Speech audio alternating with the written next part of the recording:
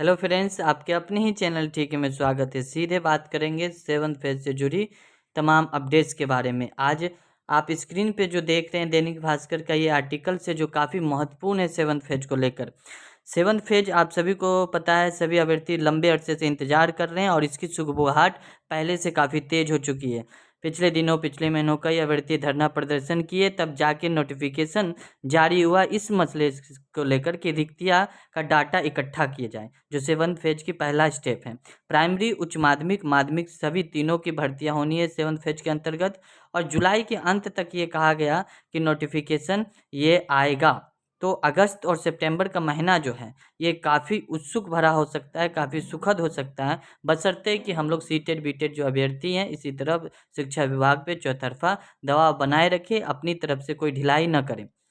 अब इसी बीच बात आती है कि शिक्षकों की ट्रांसफ़र होगी, तो ये मुद्दा सभी सीटेड बीटेड अभ्यर्थियों को काफ़ी चिंतित कर देता है कि अगर शिक्षकों का ट्रांसफ़र का अभी प्रक्रिया की जाएगी तो सेवन्थ फेज कहीं न कहीं फिर से डिले न हो जाए। लेकिन ये एक सुखद खबर है। दैनिक भास्कर का ये एक स्पष्ट रूप में लिखा हुआ आर्टिकल है कि अब जो है सेवन्थ फेज पहले होगी और शिक्षकों का ट्रांसफ़र जो होगी बाद में होगी, क्योंकि जून जुलाई में तबादले की उम्मीद की थी कि जून जुलाई में तबादले की जाएगी। इसके संबंधित पूरी तैयारी कर ली गई थी, सॉफ्टवेयर तैयार हो चुका था शिक्षकों के तबादले संबंधित, सभी कुछ रेडी था, परंतु अब ट्रांसफ़र अभी फिलहाल नहीं होगा।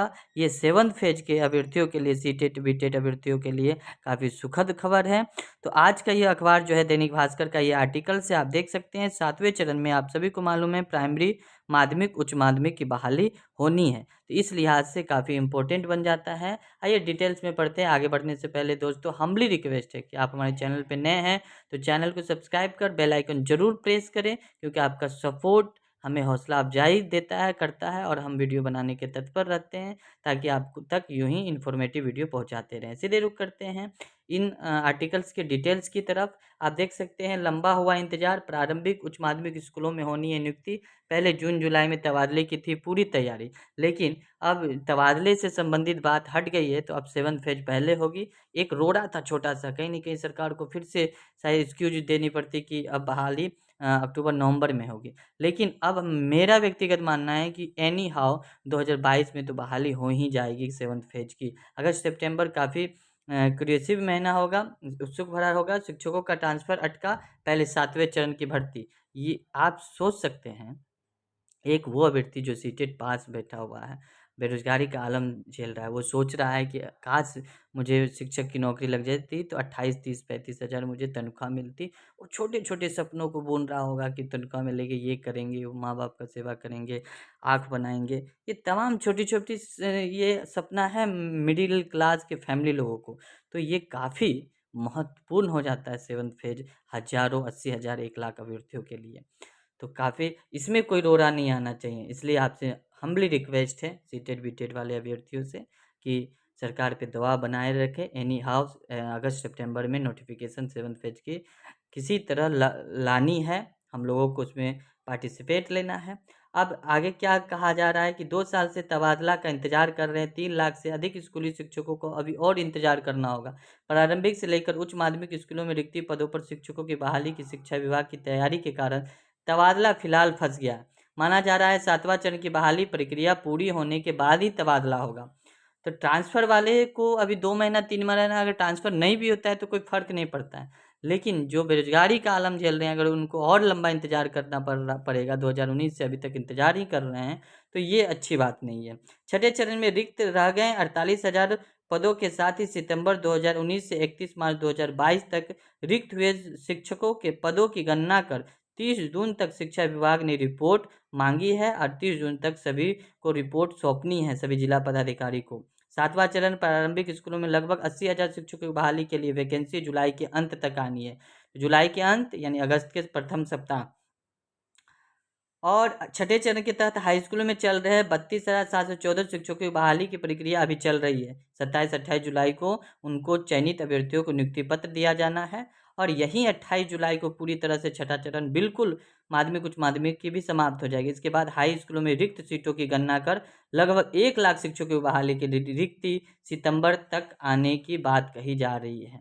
तो सरकार अगस्त में हो सके तो प्राइमरी की ला सकती है और छठा चरण का माध्यमिक उच्च माध्यमिक खत्म होने के बाद 28 जुलाई को जो खत्म होगी तो फिर से high school higher secondary school का सीट कैलकुलेशन करा के माध्यमिक उच्च माध्यमिक का वो आपको सितंबर में ला सकती है नोटिफिकेशन। यहाँ स्पष्ट रूप में लिखा है, आप देख सकते हैं।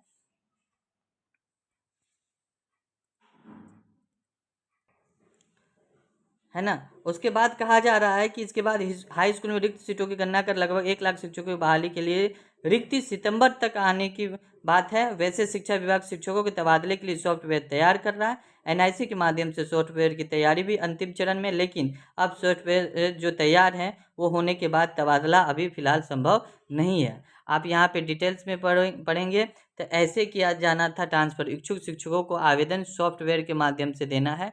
जो भी इच्छुक अभ्यर्थी है तबादले से संबंधित उनके लिए ये खासा इंपॉर्टेंट बन जाता है।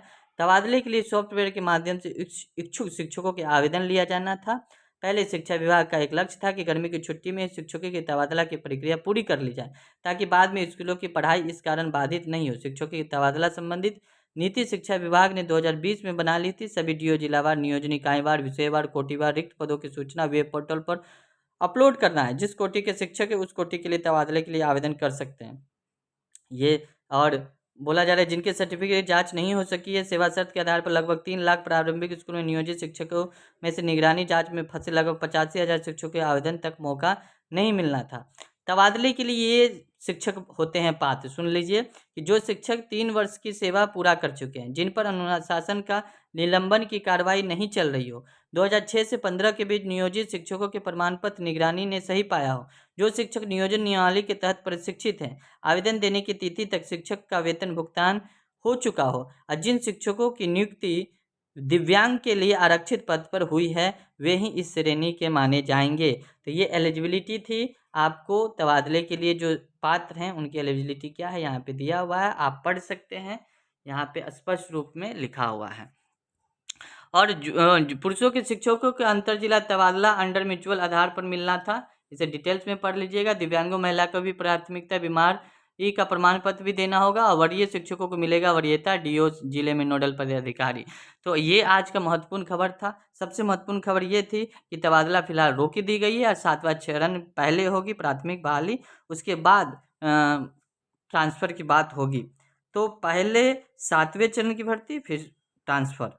तो अगस्त में जो है, अगस्त और सितंबर ये काफ़ी महत्वपूर्ण महीना है 7th फेज के लिए, प्राइमरी लेवल के लिए।